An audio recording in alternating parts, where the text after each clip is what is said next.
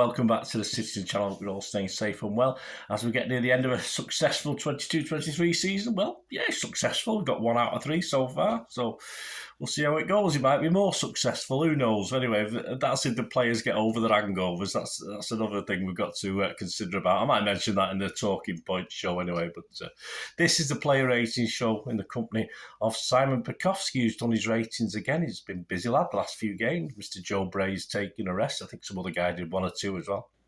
So we'll have a look at the player ratings for Brighton. 1, Manchester City 1, yes, match day 37. I think a fair result. I think we got away with it, in fairness. 24th of May 2023. But as I said, please check out my Talking Point show. Please, if you are new to the channel, push that subscribe button, bust all notifications. Great to have you on board.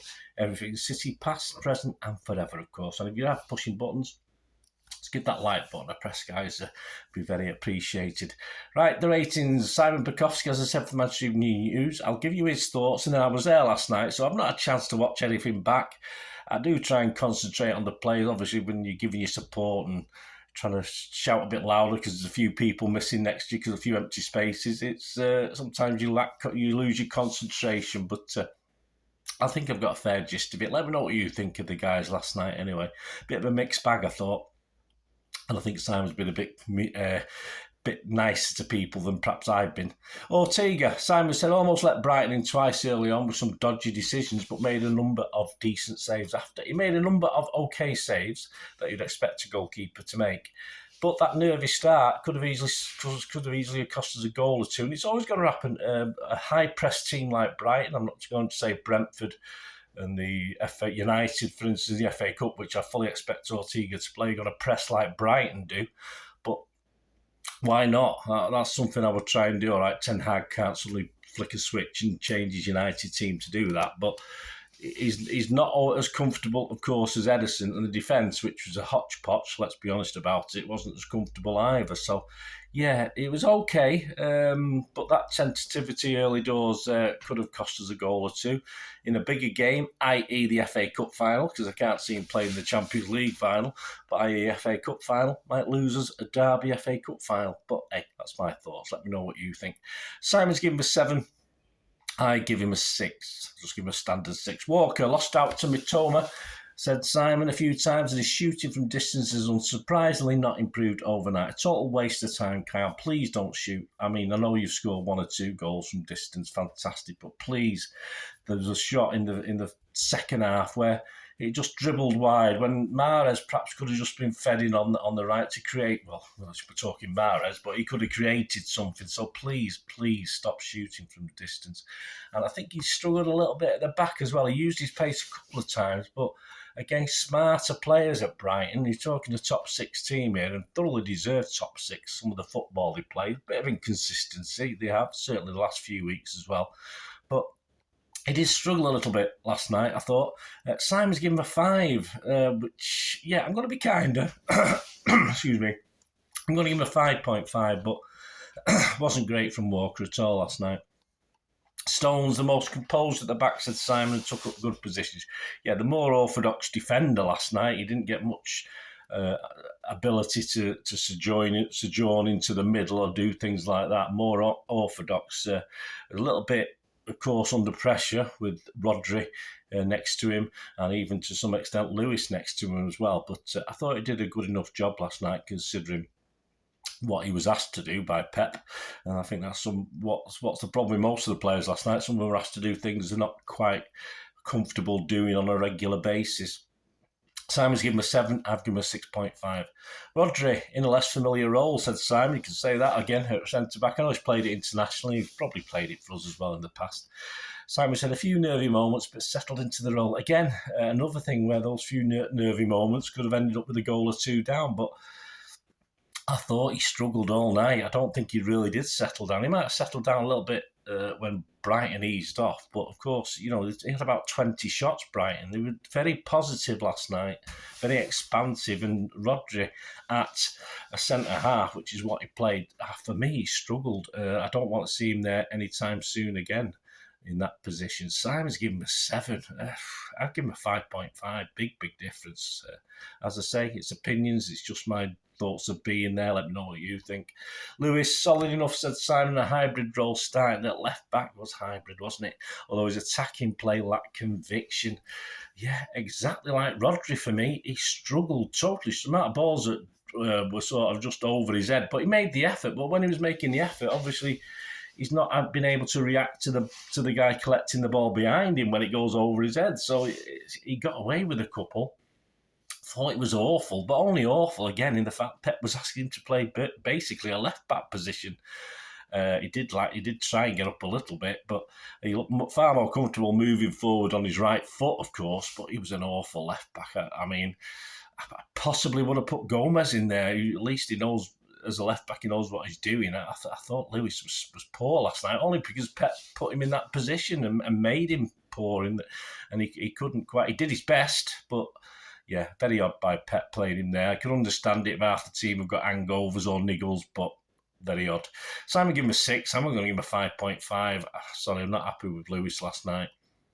Gundo still found space to rush forward and test Steele, said Simon, and took charge in the second half. He probably did, but in the second half, I did notice him attacking him.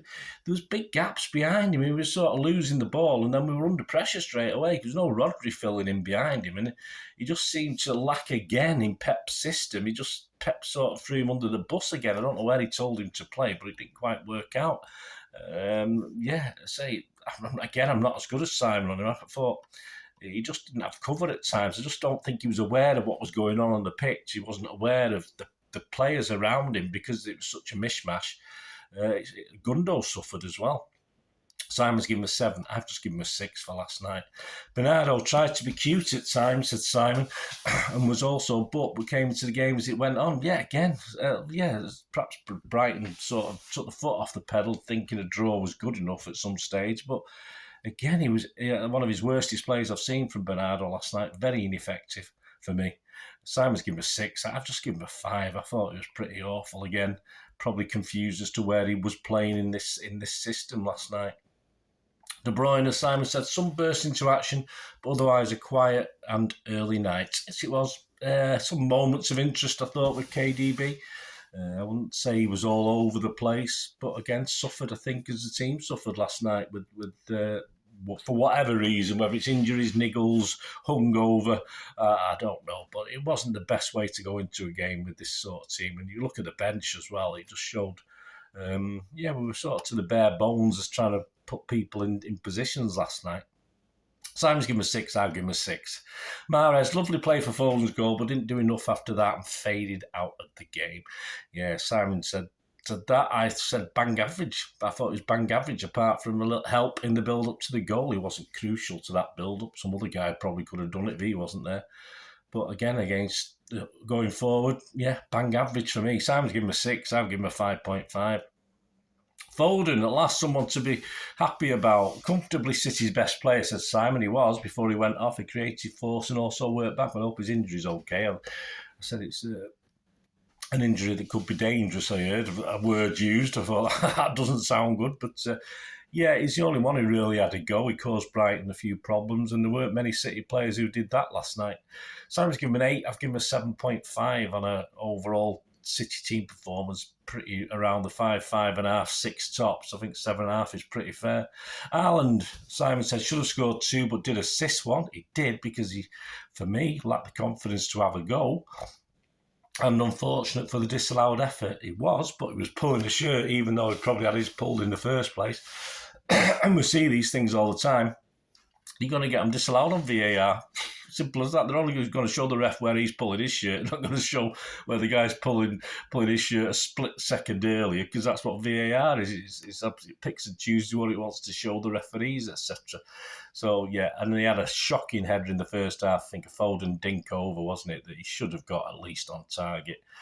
I think he generally struggled. Is it that lurch at the back? I don't know. Is it? I forget his name now, guys. The big hunk, the big bulky guy at the back anyway.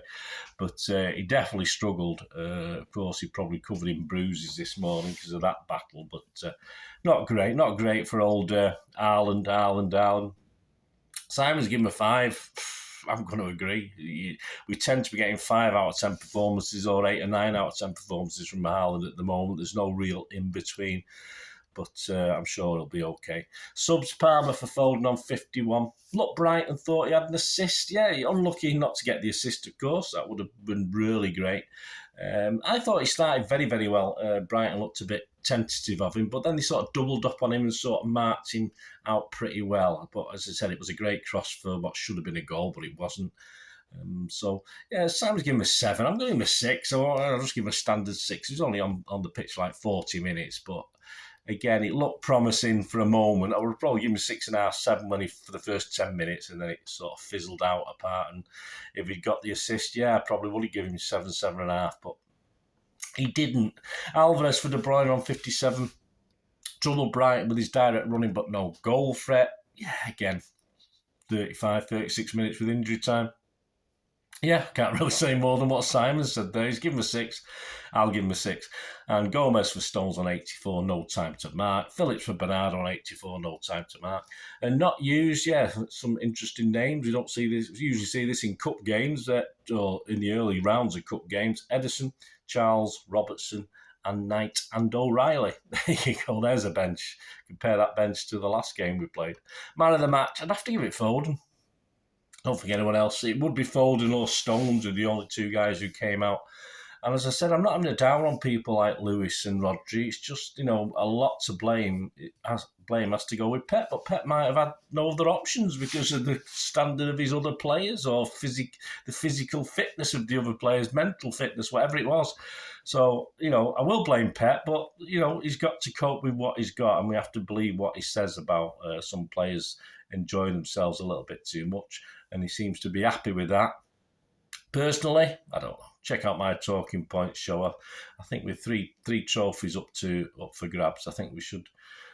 We need to celebrate, but there is a time perhaps, and you can't blame them. But anyway, if it had an effect on last night, obviously we got a draw out of it. And that's what I predicted before the game. Probably not under these circumstances. So anyway, check out my talking points show, guys. It'd be great to have you on there. And of course, coming soon will be the preview of our last remaining fast. Well, I hope it might be fast. I don't know. Brentford might be on the beach, and we'll be on the beach. But our last Premier League game, of course, I won't be there against Brentford. So no doubt there'll be a few more empty seats. Because people can't be arsed. And it's only 30 quid. I don't mind losing it. But fans like me who would go have missed the opportunity unless those guys are going to stick the emails out there for us to get the ticket, but I don't think it's not going to happen anytime soon, is it? Thanks for watching. Till we meet again. Not the most cheerful player ratings. I'm usually a bit happier, but call a spade, as we say. We used to say in the old days. Thanks for watching, guys. Wherever it is. I only ask one thing, don't I? Please stay safe, Blues. Come on, City. Bye for now.